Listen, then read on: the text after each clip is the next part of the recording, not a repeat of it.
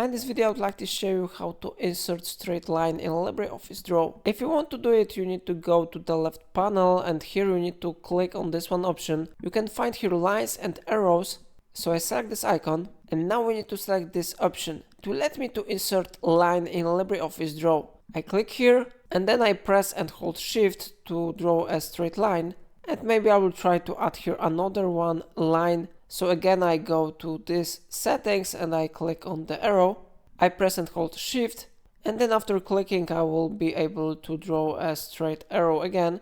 Of course I can modify the color of this arrow. I can click on color settings and select here maybe green, then the color will be successfully changed. And of course you can modify thickness if you want. I go to thickness to do it and I change it maybe to 6 points and it has been successfully changed. And remember that you can change here width of the line, you can rotate it if you want, or you can make here another actions. Everything depends on your preferences. So it's all for today. If I helped you to do it, remember to like this video and subscribe my channel, and please let me know in comment if it solved your problem.